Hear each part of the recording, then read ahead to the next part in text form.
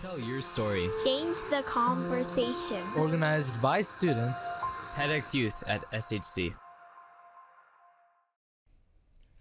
In life, we are encouraged to pursue our dreams. So I wanted to follow my dreams and pursue my career as a rower. I started crew in 8th grade and went undefeated with my 8-man boat. With win after win, our boat went to nationals at 14 years old during freshman year. We got second place overall, and I wasn't sure whether to feel happy that we got second in the nation or upset because we lost against our rivals. As we rowed back to the dock, our coach wasn't there, and I thought he was upset at us. We placed our boat onto our shoulders and walked back to our tent. Once we got there, we saw him, and he started crying. I thought he was disappointed because we got second, but he told us, "You guys made me so proud. You guys are the second fastest boat in the country for your ages."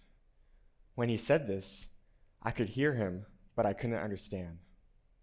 I was furious. We worked so hard the whole season just to get beaten. But I was eager for next year's nationals because I wouldn't let it happen again.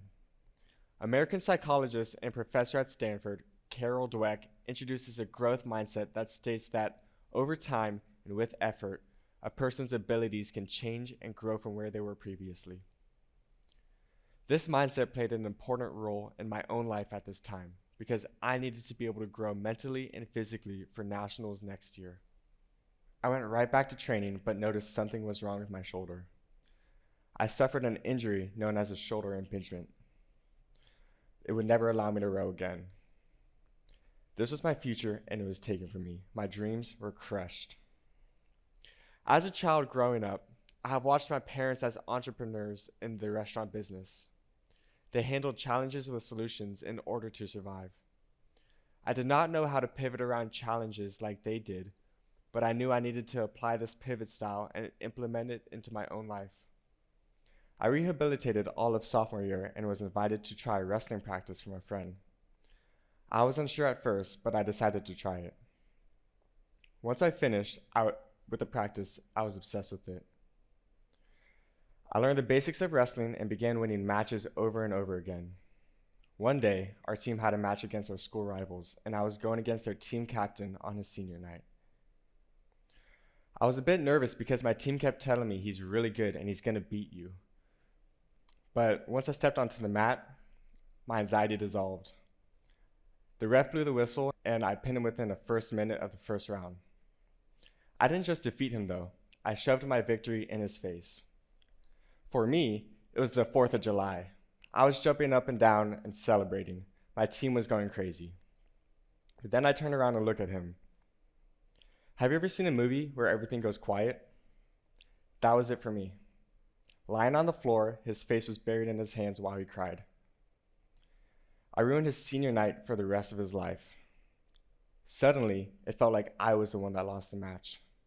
I felt empty. As the wrestling season finished, I wanted to stay in shape and decided to try mixed martial arts. When I started training, I was constantly losing and getting beaten up in practice. It felt like I wasn't getting anywhere with the sport, but I couldn't just give up. I wanted to get better at what I wasn't good at. Practice after practice, I slowly but surely saw improvement in my skills. I felt something in me. I felt more fulfilled. As I began to improve, I was also learning how to respect my opponents. I thought my strongest lesson that I would learn would be from my coaches, yet it was the exact opposite. The strongest lessons I have learned were from my opponents. I thought my strongest lesson would be from my coaches, yet it was the exact opposite. The strongest lessons I have learned were from my opponents. My opposition faced in front of me were my greatest teachers. They taught me not to be angry with them, but when they beat me, but by respecting them and showing me that I have learned what not to do in a match. This can be applied in life.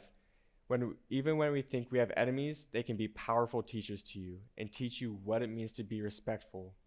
Because respect towards people, even if they are mean and disrespectful, can change a relationship between you two. You may have enemies within your own life, whether it be a teacher, a boss, or even yourself.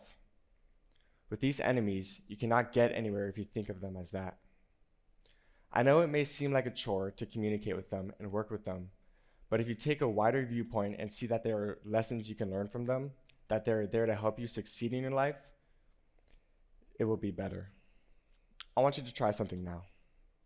Next time you see someone that you think of as an enemy, I want you to try and build a bond with them and understand that they're there for you even when it is hard.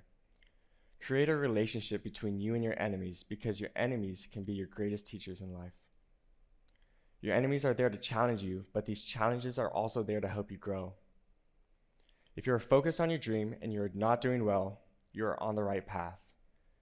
No dream will ever be easy to achieve, but if you keep pursuing your dreams through the storm, you will eventually end up satisfied and learn the true meaning of what your journey was all about.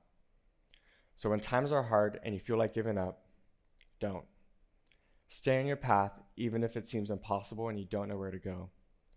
Keep going and you will eventually see the meaning of all the hard times. Thank you.